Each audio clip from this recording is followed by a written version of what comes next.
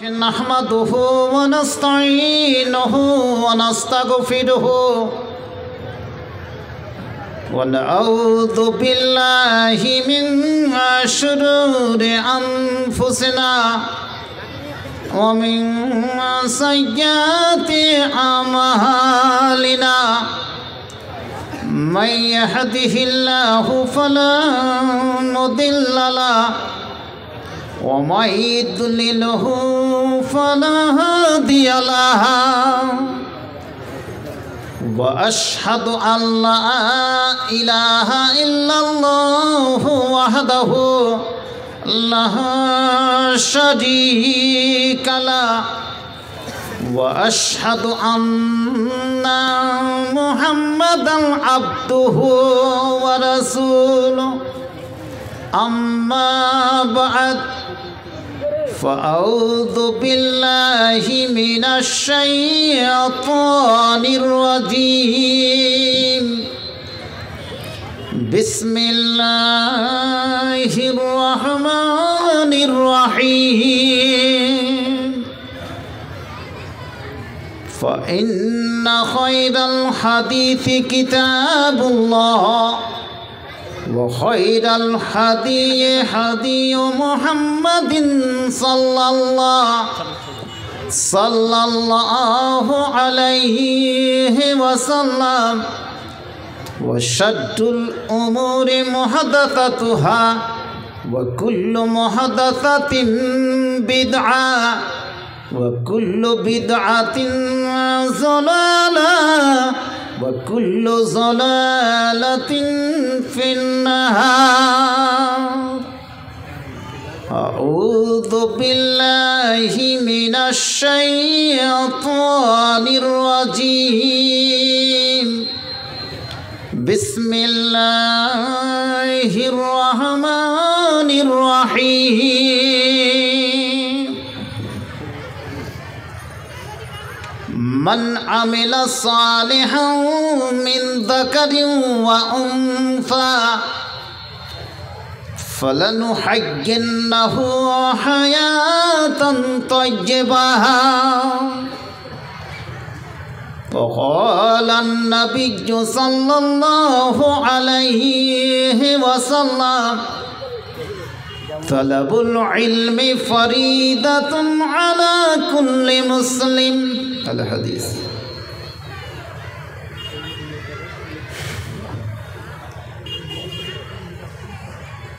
तौहीदेर झंडा निये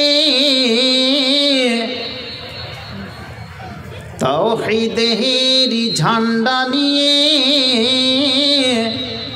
जोर दापटे एगिए चल तौहीदेरी झंडा निये जोर दापटे एगिए चल तौहीदेरी झंडा निये जोर दापटे एगिए चल तागुतेर ओई शिकल छिड़े बेरिए पड़ जुबक दल तौहीदेरी ओई झंडा निये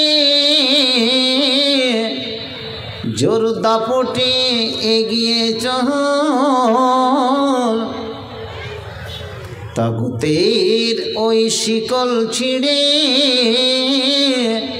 बेरिए पड़ जुबक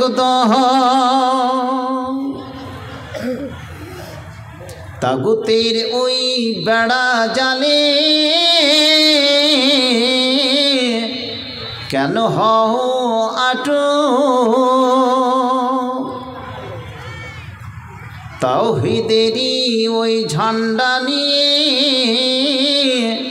देखाओ तुम्हार ओई दापट तौहीदेरी ओई झंडा निये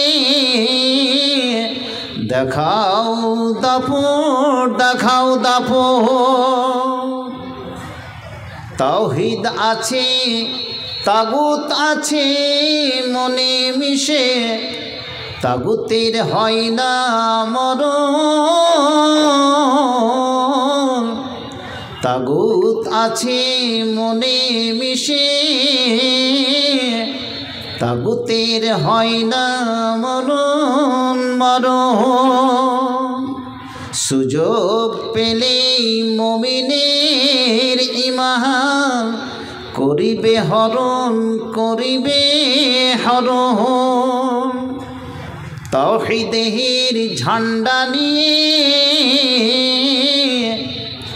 জোর কদমে এগিয়ে চল, জোর কদমে এগিয়ে চল। তাগুতের ওই শিকল ছিঁড়ে বেরিয়ে পড় যুবক দল, বেরিয়ে পড় যুবক দল।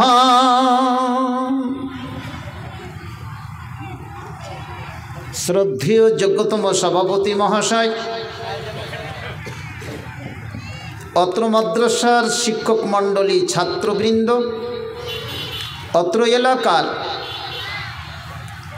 শিক্ষিত বুদ্ধিজীবী হাজরাত, আয়োজিত প্রোগ্রামে তথা মাদ্রাসা দারসে নিজামিয়া শিবনগর কে কেন্দ্র করে জালসা উপলক্ষে আমন্ত্রিত নিমন্ত্রিত শিবনগর তৎসংলগ্ন বিভিন্ন গ্রাম থেকে ছুটে আসা ছোট বড় নির্বিশেষে ভ্রাতৃবৃন্দ, দাদু নানুরা, আমার পর্দানাসীন মা বোনেরা,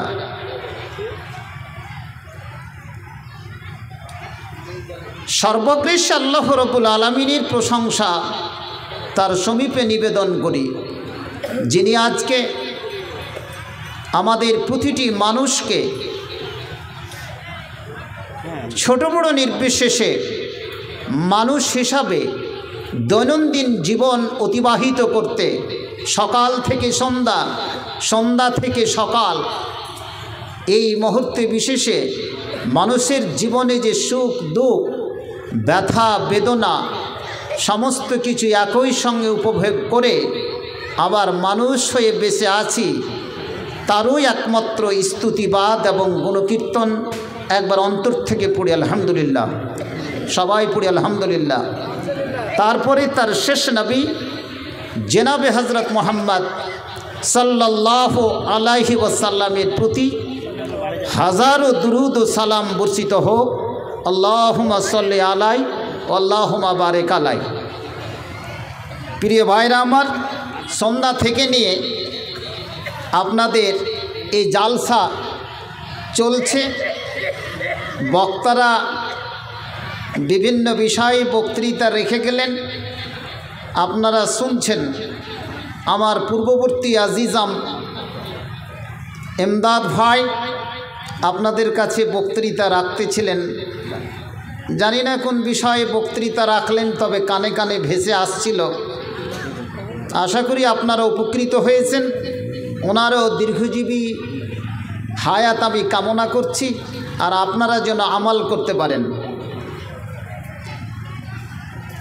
আমাকে এই মুহূর্তে বিশেষে উঠানো হয়েছে আপনাদের সম্মুখে। শিবনগরে সালটা মনে পড়ছে না, আমি একবার এসেছি। এ বাগানি জালসা বোধহয় প্রতি বছরই হয়, জীবনে একবার এসেছি। সেটা বোধহয় মার্চ এপ্রিল মাসের দিকে কিংবা ফেব্রুয়ারির লাস্টের দিকে জালসাটা ছিল, মনে হয় মার্চ মাসেই। আর আজকেও আমার দ্বিতীয়বার পদার্পণ পড়েছে বা পা এখানে করে এসেছে, নিজেকে আমি ধন্য মনে করি। মাদ্রাসাটা কিন্তু অতটুকুই পর্যন্ত আছে। যখন আমি এসেছিলাম তখন আমার পোস্টিং ছিল বলতে মালদা ওসমানিয়ায়। যা হোক, আমি যেমন আপনারা যেমন বিভিন্ন জায়গায় দৌড়িয়ে এসেছেন, আজকে জালসা শোনার কিছু চাওয়া পাওয়ার আশায় এই সার্ভিস লাইফে আমিও 4-4টা স্কুল দৌড়িয়েছি। বর্তমানে মিলনগড় বলে একটা জায়গা, ওই মাদ্রাসার এখন বর্তমান হেড অফ দ্য ইনস্টিটিউশন।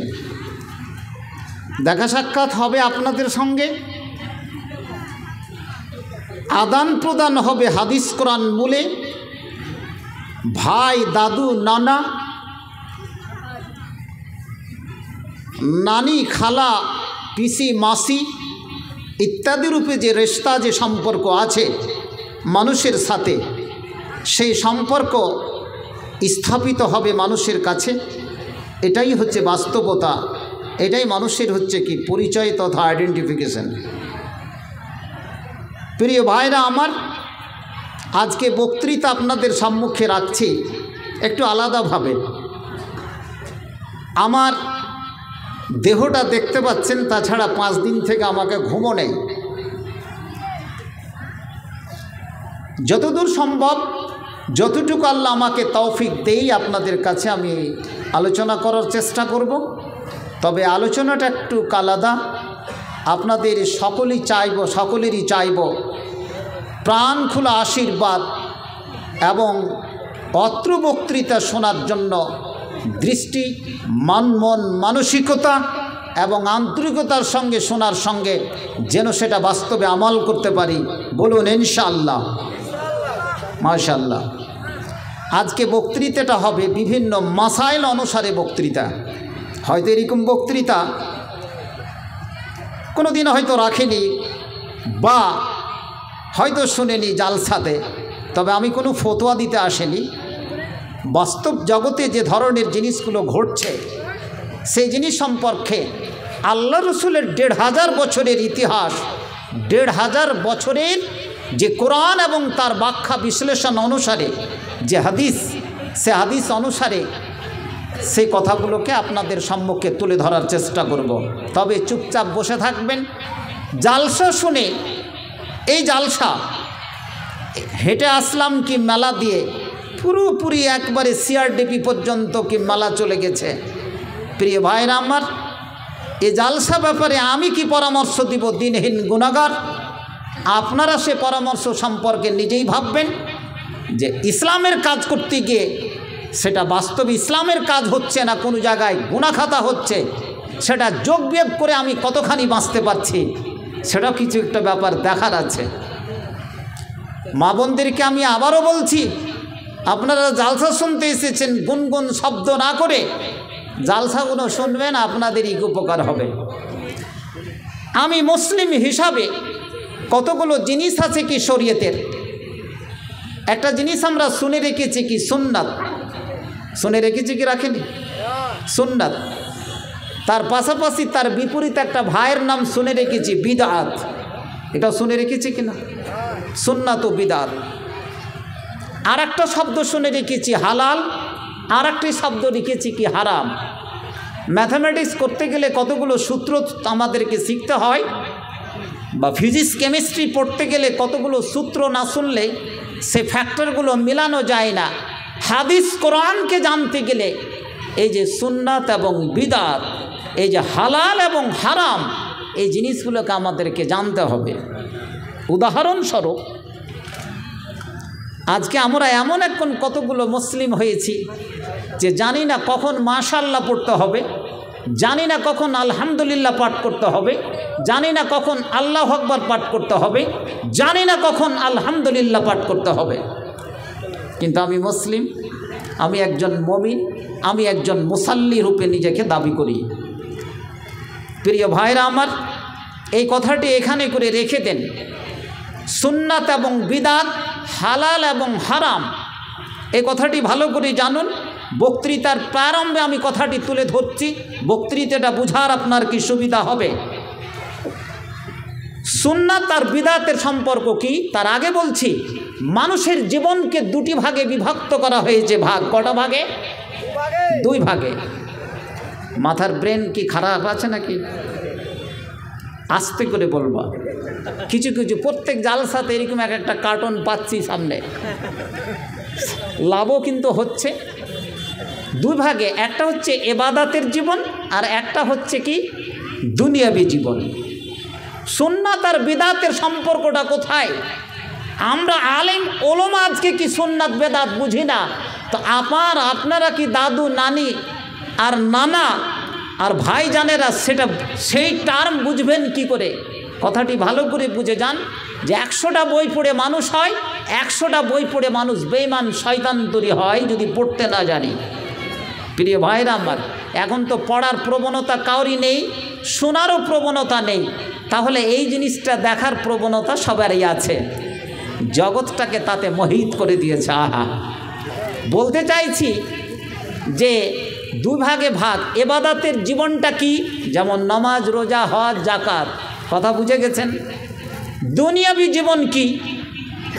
যত মসজিদ থেকে বের হয়ে গেলেন, মসজিদ থেকে বের হওয়া পর্যন্ত সকাল থেকে সন্ধ্যা পর্যন্ত বাইরে ঘুরছেন, সিআরডিপি আর হরিপুরের মার্কেটে, মহারাজনগর কি মার্কেটে, কুমারগঞ্জ মার্কেটে ঘুরছেন, ব্যাংক ব্যালেন্স যত, কোর্ট কাচারি, এটা হচ্ছে কি দুনিয়াবি জীবন। পরিষ্কার বুঝাতে পারলাম? মসজিদ হচ্ছে ইবাদতের জীবন, মসজিদ থেকে বের হওয়া পর্যন্ত আবার মসজিদে যাওয়া, এইটুকু হচ্ছে কি আপনার দুনিয়াবি জীবন।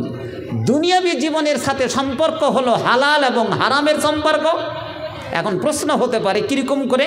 মদ যদি জিজ্ঞেস করে মদ হালাল না হারাম, না প্রশ্ন হবে না মদটা সুন্নাত না বিদাত, কোনটা হবে? মদ প্রশ্ন করা হবে হালাল না হারাম।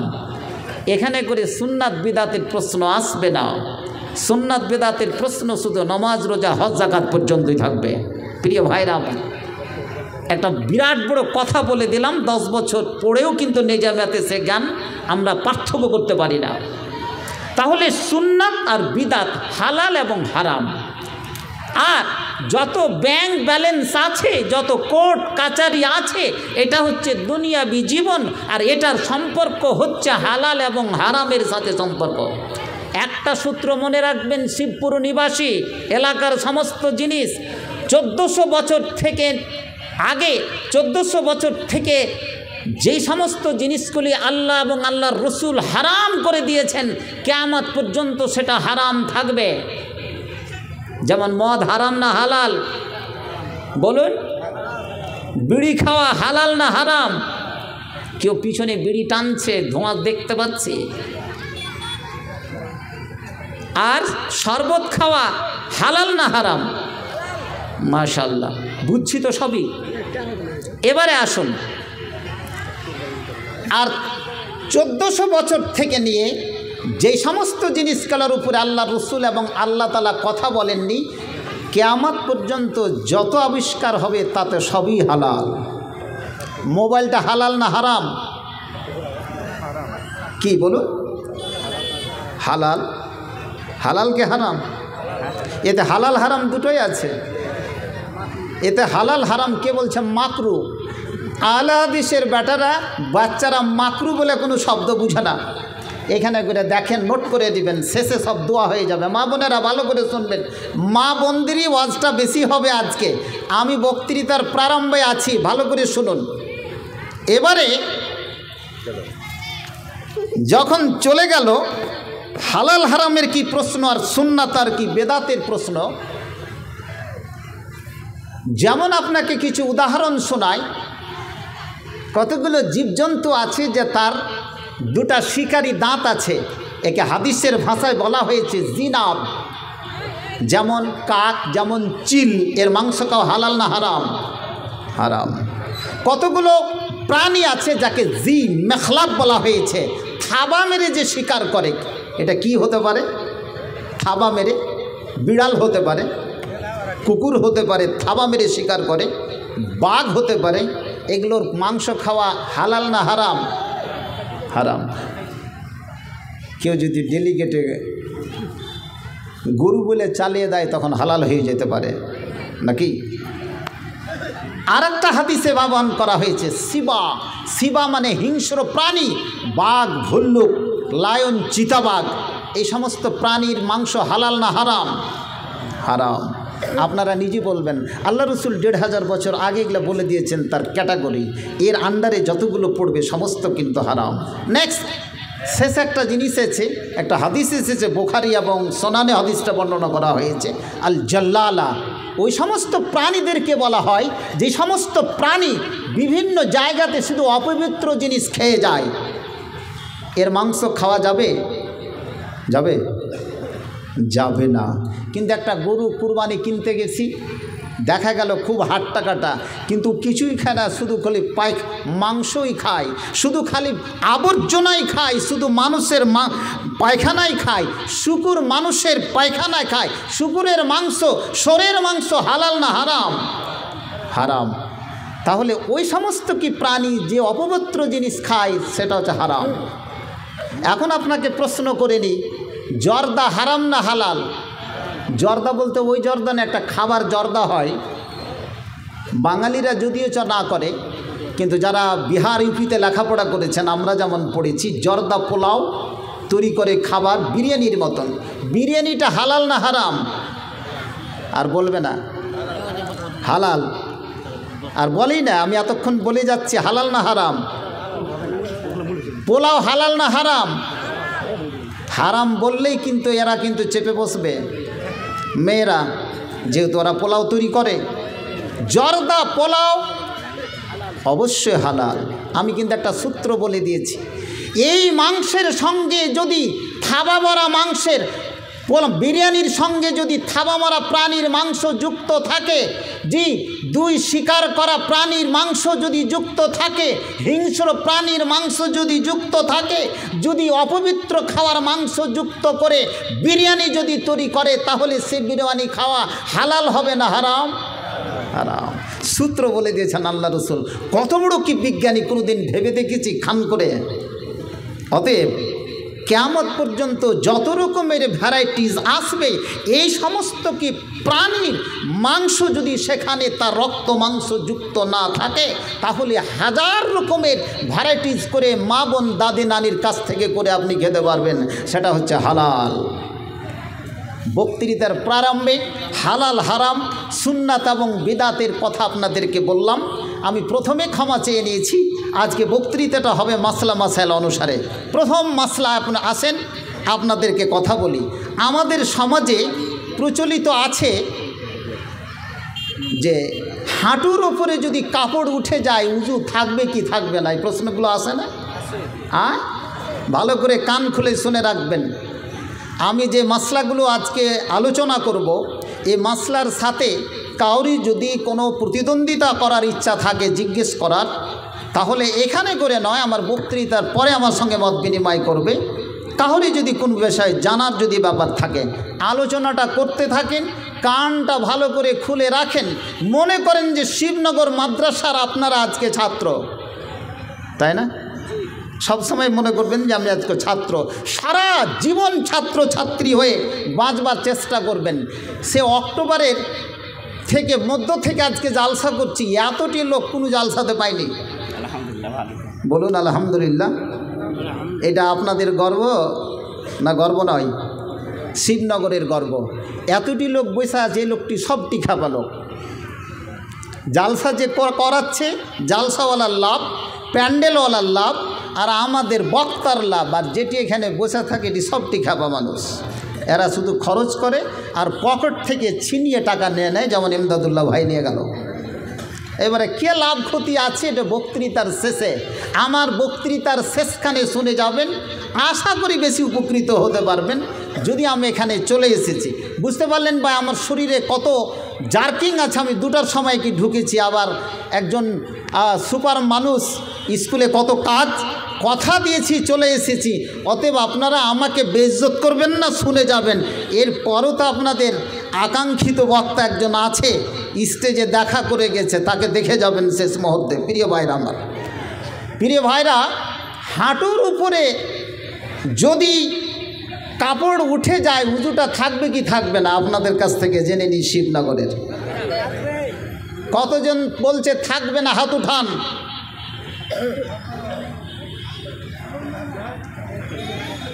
একটা 2-3টা লোক, তার মানে কি উজু থাকবে? মাশাআল্লাহ। তাহলে মশলাটা আলোচনা করে কি করব? ড্রপ দ্যাট ম্যাটার, ছেড়ে দিই। এটা কেন থাকবে না আর কেন থাকবে, সূত্র কতগুলো জিনিস জেনে রাখুন। যারা বলছে কি যে হাঁটুর ওপরে অজু করার সময় কাপড় যদি উঠে যায় তাহলে অজু থাকবে না, তাহলে এটা কোনো মানুষের ফতোয়া, এটা কোনো হাদিসের ফতোয়া নয়, কোনো আলেমেরও ফতোয়া নয়। জিনিসগুলোকে জেনে রাখতে হবে। আপনি জুব্বা পরছেন, আপনি নাইটি পরছেন, মেয়েদের কথাটা ছাড়লাম, পুরুষ বা স্ত্রীর সতর হলো নাভি থেকে নিয়ে কোম পর্যন্ত, হাঁটু পর্যন্ত, এটা পুরুষ হোক বা স্ত্রী। তবে মেয়েদের কতগুলো আলাদা জিনিস আছে, আমি পরে গিয়ে বলছি। এটা হচ্ছে সতর, এটা হচ্ছে তার গোপন, এটাকে ঢাকা তার জরুরি ফরজ। অজু করতে করতে হাঁটু পর্যন্ত যদি কাপড় উঠে যায় তাহলে অজু কিন্তু জায়েজ, অজু আপনার টুটবে না। বলুন আলহামদুলিল্লাহ। শরীয়ত অত বোকা নয়, শরীয়ত মানুষের উপরে অত চাপ প্রয়োগ করেনি, মানুষ নিজে থেকে চাপ নিয়ে নিয়েছে। আর দিন ও ইসরুন ওয়ালা উসরুন, দিন হচ্ছে কি it is very easy and easy, it is কি নট টাফ কি ফর দ্য কি হিউম্যান বিংস। এটা মানুষের কাছে, এটা কিন্তু মানুষ এটাকে বোঝা বানিয়ে নিয়েছে, কিন্তু দিন হচ্ছে সহজ সরল, কঠিন নয়। নারে তাকবীর। প্রিয় ভাইরা আমার, হ্যাঁ, কাপড় কোন জায়গাতে থাকবে? নমাজি যখন আপনি দাঁড়াবেন তখন নমাজের জন্য আপনার শর্ত হলো কি? কাপড়ের শর্ত। নমাজে কাপড়ের শর্ত। অজু করার সময় এমন কোনো হাদিস পৃথিবীতে নেই যে হাঁটু পর্যন্ত আপনার উঠে গেলে সেটা কি অজু চলে যাবে। এটা অজু কোনো মুহূর্তে যাবে না, আপনার অজু ঠিক থাকবে, এটা বলা বাহুল্য। আলবত্তা আপনি যদি সেখানে করে কাপড়টা ঢেকে রাখেন আলাদা কথা, হঠাৎ ঘটনাচক্রে কি চলে গেল, উঠে গেল, সেটা একটা আলাদা জিনিস। প্রিয় ভাইরা আমার, এই হাঁটু তো দূরের কথা, আপনি যদি কোনো বাথরুমে বা গোসলখানাতে যদি গোসল করেন, আপনি উলঙ্গ হয়ে আপনার শরীরে কোনো কাপড় নেই, অজু করছেন, কিন্তু সম্পূর্ণ বাথরুম বন্ধ, আপনার অজুটা হবে কি হবে না? এবারে কিন্তু বলতে পারছে না। হবে। একদিকে পিছনে বলল হবে, আরে আরো বলছে হবে না, তাহলে তো ঝগড়া লেগেই গেল না জি। স্বামী স্ত্রী একই সঙ্গে উলঙ্গ হয়ে বিবস্ত্র হয়ে বাথরুমে গোসল করেছেন, আল্লাহ রসুল এবং তার স্ত্রীরাকে গোসল করেছেন। আপনি স্বামী স্ত্রী যদি উলঙ্গ হয়ে বাথরুমে যদি গোসল করতে পারেন, তাহলে অজু আপনি বিবস্ত্র কাপড় ছাড়াও যদি আপনি অজু করেন, অজু জায়েজ। গোসল তো দূরের কথা, আপনার অজু জায়েজ, গোসল তো করতেই পারে। প্রিয় ভাইরা আমার, যদি আপনি কি বাথরুমের ভিতরে ঢুকে উলঙ্গ অবস্থায় যদি অজু করেন, গোসল করেন, গোসল আপনার জায়েজ। প্রমাণ কি? কোনো প্রমাণ আছে? বিনা দলিলে তো আল হাদিস তো অত সস্তা জিনিস নয়। আল হাদিসের বাচ্চারা অত সস্তা নয়, সস্তা কথা কি মেনে নেবে কোনো মুরব্বী, কোনো বেদাতির কথা অনুসারে? আল হাদিসের প্রত্যেকটা বাচ্চা প্রত্যেকটা জিনিস যে আইডেন্টিফাই করে ভেরিফাই করে কথা মানে কি মানে না? হ্যাঁ, তার প্রমাণ কি? মৌলভী সাহেব বলে তো দিলে যে উলঙ্গ হয়ে যদি কেউ গোসল করে জায়েজ। জি, সেরকমভাবে কাপড়ে যদি কোনো শরীরে যদি কাপড় না থাকে উজু জায়েজ। তার প্রমাণটা কি? একটা হাদিস, বুখারীতে একটা হাদিস বাবি বেঁধেছেন তালিকান, রওয়ায়াত ইমাম বুখারী, বাবুল ইগতিসালে উরিয়ানান হাদিস এসেছে।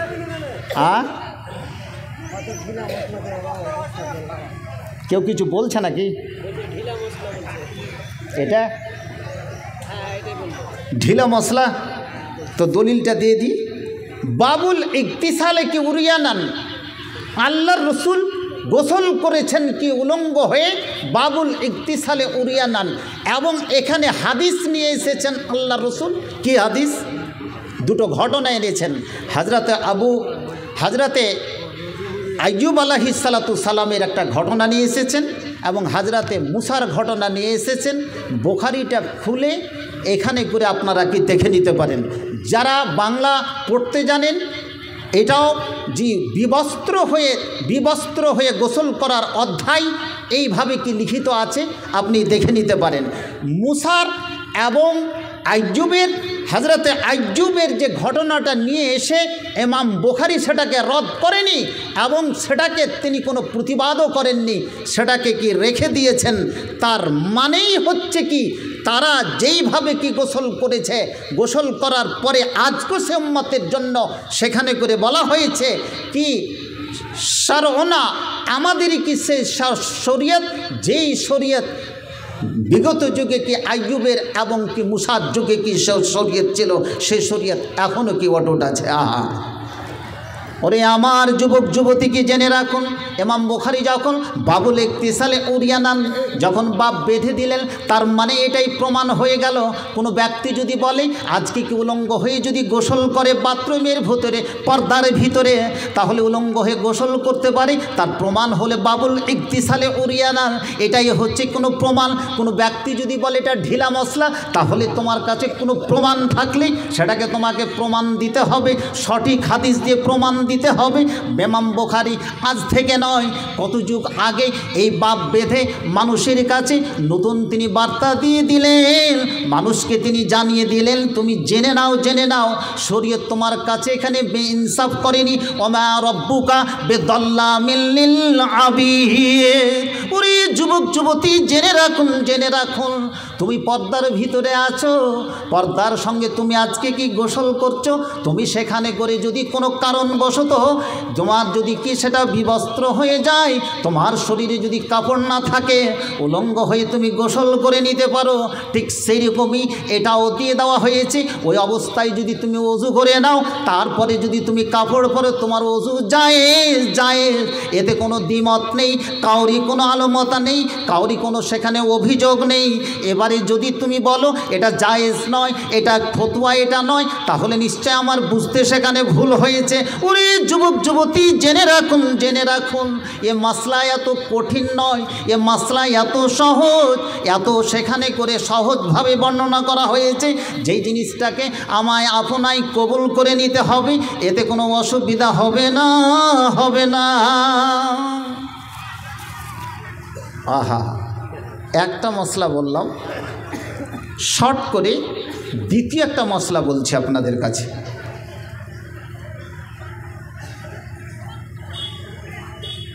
মেয়েদের মুখ ঢাকা জরুরি না জরুরি নয়?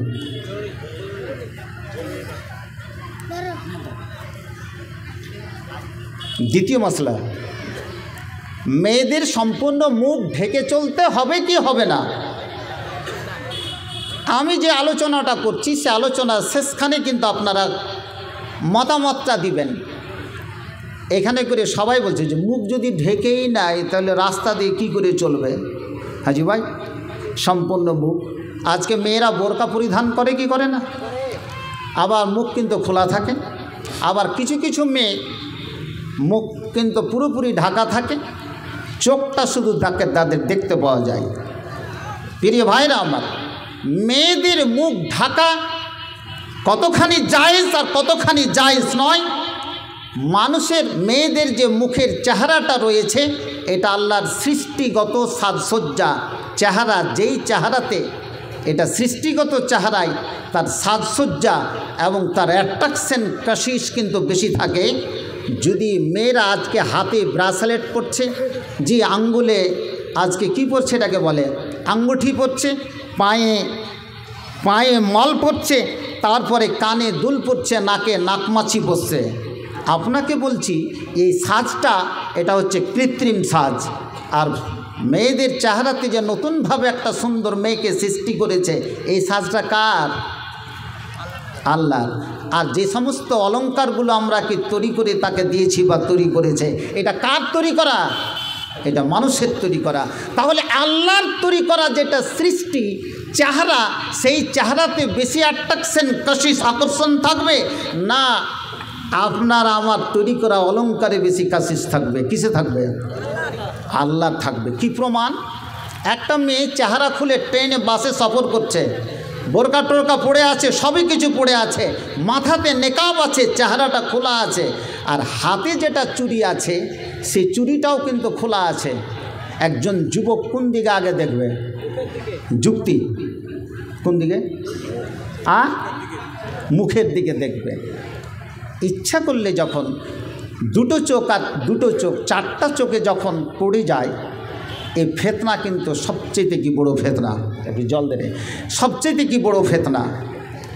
এই ফেতনা থেকে বাঁচার জন্য যেহেতু চেহারা, ইচ্ছা করলে মেয়ে কথা বলতে পারে, আর ছেলেও কথা বলতে পারে। 4 চোখ যখন এক জায়গায় হবে, এই ফিতনাটাকে বলা হয়েছে সবচেয়ে থেকে আসাধ্য কি ফিতনাতান, সবচেয়ে থেকে বড় ফিতনা। প্রিয় ভাইরা আমার, তাহলে এই ফিতনা যখন বড়, তাহলে প্রমাণটা কি করতে হবে? তাহলে এই থেকে বলছে কি যে চেহারার তেলে ঢাকা। আপনাদেরকে সকলকে বলছি, যারা যুবক ছেলে যুবতী মেয়েরা যারা পড়তে জানে, আক্ষরিক জ্ঞান আছে, সূরা নূরটা ভালো করে পড়বেন। আর সূরা আহজাব যারা বাংলা বুঝে, যারা ইংরেজি বুঝে, যারা আরবি বুঝে না, তারা পড়বে। নিশ্চয় আমার সাথে বা আমার মতো কোনো আলেমের সাথে কোনো দ্বিমত তার হবে না। কি করে?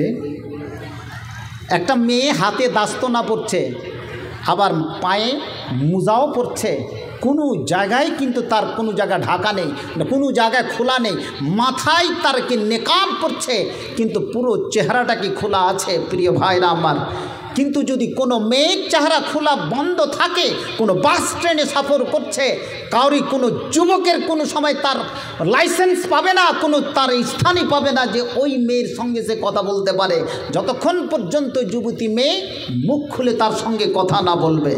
ঠিক বলছে না বে? ঠিক।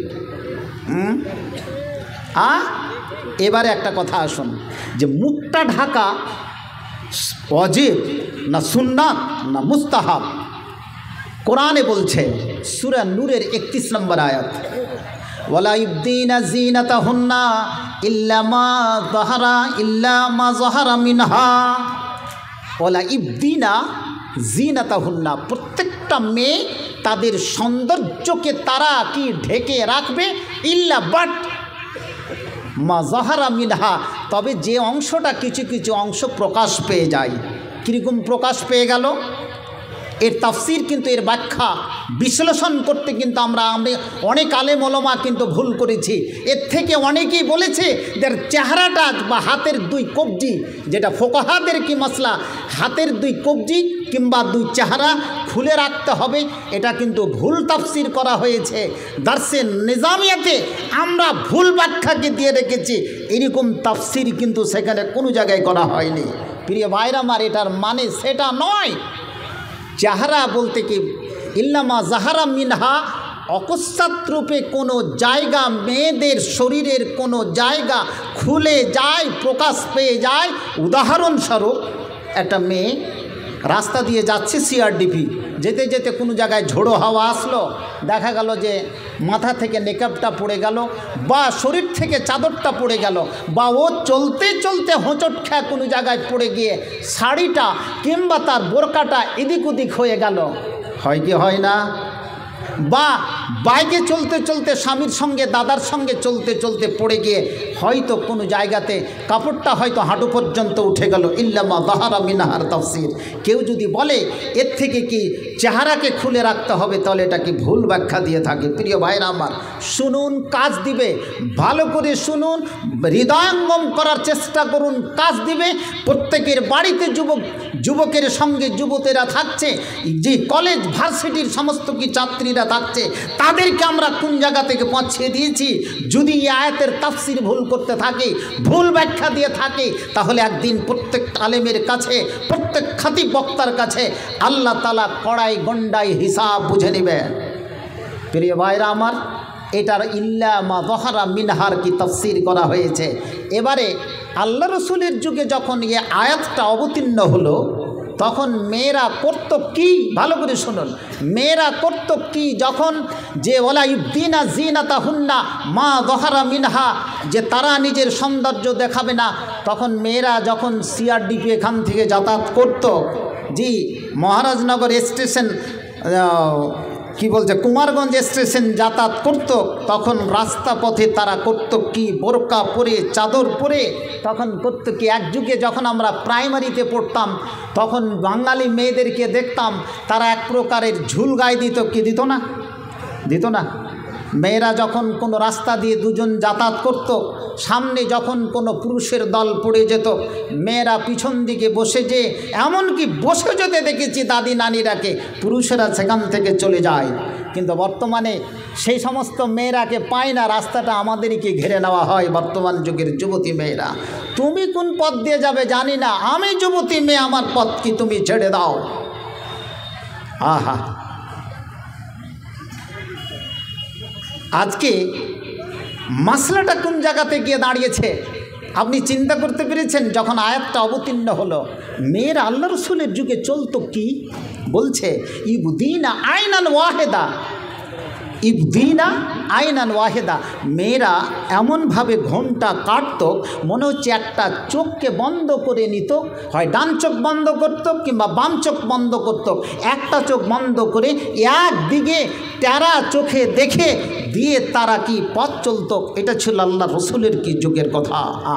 এবং সেই যুগে অর্থাৎ সে আয়াত, সেই নূরের 31 নম্বর আয়াত যদি অবতীর্ণ হয়ে থাকে, সূরা আহজাবের আয়াত যদি অবতীর্ণ হয়ে থাকে, সেটা ওই 1400 বছর আগে পর্যন্ত রেখে দিবেন না বর্তমান বাজারে সেটা আপনি সমাজে নিয়ে আসবেন? কোনটা করবেন? এখানে নিয়ে আসতে হবে তো, না ওখানে রেখে দিবেন? ওরে আমার যুবতী মা বোনেরা জেনে রাখুন, ওরে যুবক ভাইরা কি জেনে রাখুন, আল্লাহ রসুলের যুগে যখন আয়াতটা অবতীর্ণ হয়ে গেল, ইবদিনা আইনান ওয়াহেদা, মেয়েরা একদিকে কি ঘোমটা নিয়ে নিত, একদিকে কিংবা ডান দিকে, বাম দিকে কিংবা বাম দিকে কিংবা ডান দিকে ঘোমটা নিয়ে নিত, এক চোখে দিয়ে তারা দেখতে দেখতে পথ অতিক্রম করত। সেই যুগের কাপড়গুলো ছিল মোটা মোটা, সেই যুগের কাপড়গুলো ছিল কোনো পাতলা নয়, সেই মোটা কাপড় দিয়ে রাস্তা দেখা যেত না। একটা চোখকে বন্ধ করে একটা চোখ দিয়ে তারা দেখার চেষ্টা করত, পুরুষেরা যেন তাদের চেহারা দেখে না নেই, তাদের চেহারার দিকে যেন তাদের নজর না পড়ে যায়। প্রিয় ভাইরা আমার, এটাই হচ্ছে শরীয়ত, যে মেয়েরা আজকে কি ঢেকে রাখবে, রাস্তা দিয়ে চলুক বা যেখানে করে দিয়ে চলুক, অপর পুরুষের সামনে তার চেহারা দেখা যায় না, যায় না, এটাই শরীয়ত বলে দেওয়া হয়েছে। অতএব এর প্রতি আমাদের যদি আমল না থাকে, তাহলে আপনি কি জেনে রাখুন, আমরা এটা অন্যায় কাজ করছি, মেয়েদেরকে কাবিরা গুনার দিকে আজকে ঠেলে দিচ্ছি। অতএব প্রত্যেকটা যুবক তুমি সাবধান হয়ে যাও। তাহলে মেয়েদের চেহারা ঢাকা সুন্নাত হলো না ফরজ হলো, না ওয়াজিব হলো, না মুস্তাহাব হলো? কোনটা হলো? কোনটা? কিছু বলছেন না। মুস্তাহাব হবে, ফরজ না ওয়াজিব? ফরজ ওয়াজিব একটাই কথা মেনেলেন। মেয়েরা, যুবতী মেয়েরা রাস্তাঘাট দিয়ে চললে পর পুরুষের সামনে তাদের চেহারা দেখানো, আজকে যদি কোনো আলেম এটা ফতোয়া দিয়ে থাকে কি যে এটা মুস্তাহাব, তাহলে ভুল ফতোয়া দেওয়া হয়েছে। মেয়েদেরকে চেহারা ঢাকা ওয়াজিব। নারে তাকবীর, নারে তাকবীর। মেয়েদের চেহারা ঢাকা ওয়াজিব। মেয়েদেরকে আজকে শিবনগর জালসা কর্তৃপক্ষ আজকে পর্দাটা আমরা কি দিতে পারিনি, এটা মেয়েদের দোষ না পুরুষের দোষ? কার দোষ? নিজে থেকে তো দোষ স্বীকার করে নিয়েছেন। ওরা কি করবে? ওরা তো খুলে রেখেছেন, তো ওরা তো দেখবে। আজকে বক্তাকে দেখতে পাচ্ছি, আজকে সমস্ত কি পুরুষকে দেখতে পাচ্ছি। প্রিয় ভাইরা আমার, হাঁটুর একটা মশলা গেল, আর মেয়েদের মুখ ঢেকে চলতে হবে, এটা কোনো সস্তা মশলা নয়। এটা হচ্ছে কি সেই মশলা, যেই মশলা হচ্ছে কি মুখ ঢাকা কি ওয়াজিব। তুমি বোরকাই পরো, আর কি তুমি চাদরই পরো, আর তুমি নেকাবি পরো। তুমি যদি আজকে সেই পর্দার ব্যবস্থা যদি না করে থাকো পুরুষ হিসাবে, তাহলে এই হাদিসের ভাষায় তোমাকে দায়ুস কাপুরুষ বলা হয়েছে। তুমি যদি একজন যুবক দাদা হও, তাহলে তুমি একজন কাপুরুষ যুবক দাদা হিসাবে কি পরিচিত হবে। প্রিয় ভাইরা আমার, দুটো মশলা গেল, তৃতীয় একটা মশলার দিকে আসি।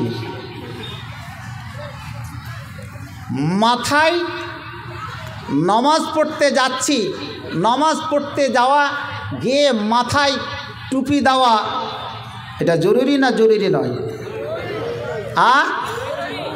জরুরি। তো জালসা শুনতে এসেছেন, তো মাথাতে টুপি দিয়ে কেন আসেননি? হাজি ভাই, কার মাথাতে টুপি? একটাও নেই। আমি আজকে বলছি, যারা মাথাতে টুপি দেয়নি তারা জান্নাতি, আর যারা মাথাতে আমরা টুপি দিয়ে এসেছি তারা কিন্তু কাবিরা গুনার কাজ করেছি।